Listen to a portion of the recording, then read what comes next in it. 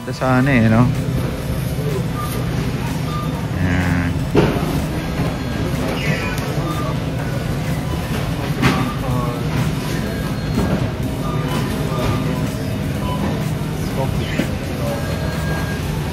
Ayan na do, sa taas yung para sa taas. Dito sa Aldi, mura rin dito eh, compared sa Walmart. Pero yung iba dito, mga bilihin dito, mga ano rin eh. Parang imitation, pero made in Europe kasi.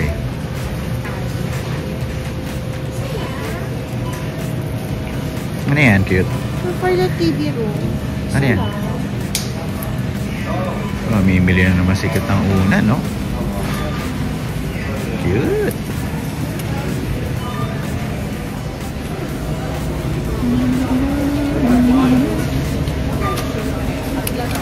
What's that? Granola. Granola.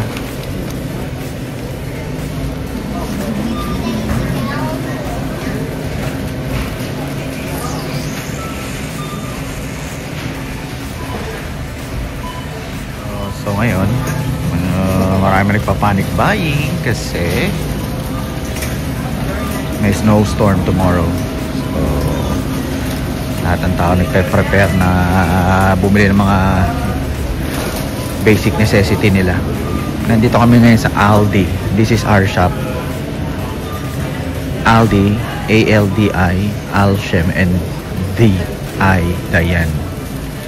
Yan. And they're starting to pile up na. Haba ng pila. Haba ng pila.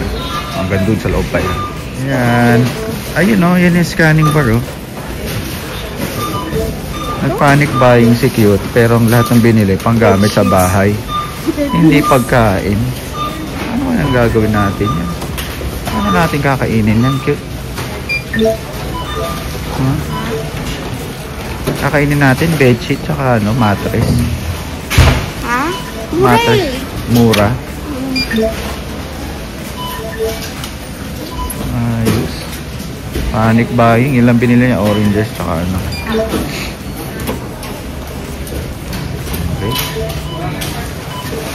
Okay na, Cute? So, tapos kami mag panic buying grocery sa Aldi. So, ayun si Cute, oh. Sinusoli na. Maganda dito. Hindi ka pwede kumuha ng cart. Kailangan may quarter ka para makakaroon ka ng cart. So, persado kang magsoli. Soli ng cart para makuha mo yung quarter mo. Di ba?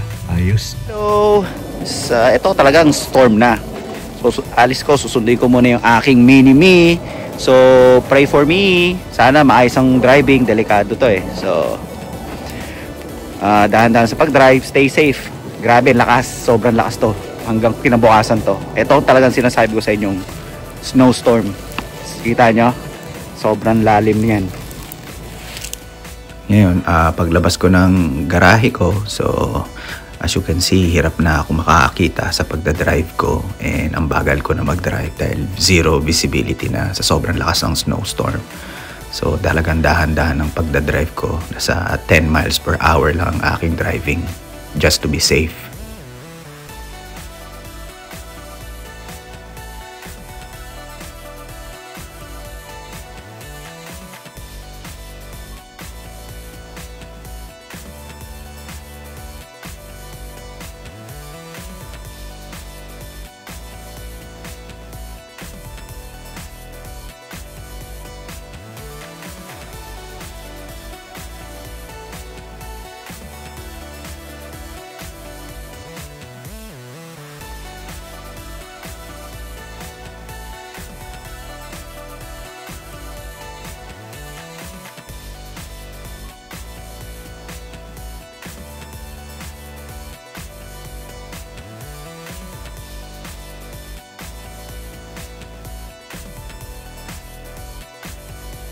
Malapit na kami sa bahay, tas ito pa ang kinakatakutan ko mangyari. So, nakita ko na maraming nakahintong sasakyan. So, ngayon, may banggaan pala doon sa dadaanan namin. So, kailangan namin mag-U-turn at kailangan ko maghanap ng other alternative daanan pauwi sa bahay. So kung makikita nyo, ang dami ng mga kotseng nag-U-turn kasi nga hindi passable dahil sa aksidente. Kaya talaga pag maraming matlakas ang snow dito, sobrang prone ang mga sasakyan sa aksidente. Good morning! May storm kagabi. So pakita ko sa inyo, medyo makapal-kapal ngayon. Kaso ako lang magpo-flow kasi yung anak ko nga may sakit So pakita ko sa inyo gano'n ka. Uy, sarado ko muna. Papasok ang lamig.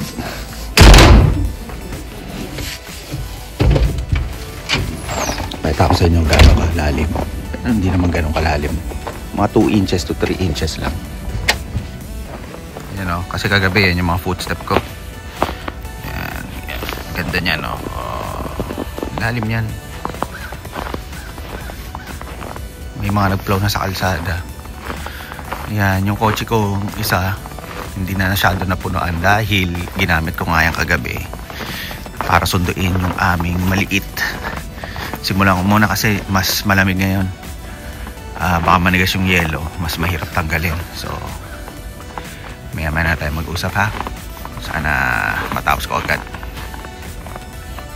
See you later.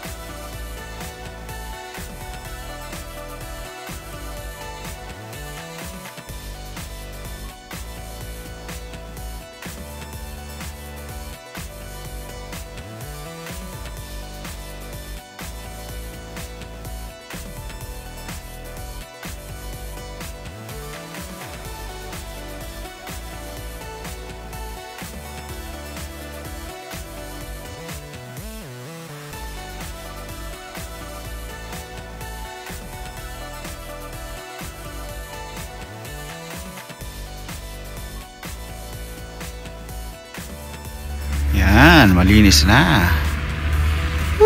Hirap. Pati walkway ko ayos na. So mamaya magdadrop yung temperature. So yun, lalamig na naman ng sobrang lamig daw. Yung lamig na to hindi pa namin experience. Mauulit ngayon. So good luck to us. So yun. Boy America, I love it.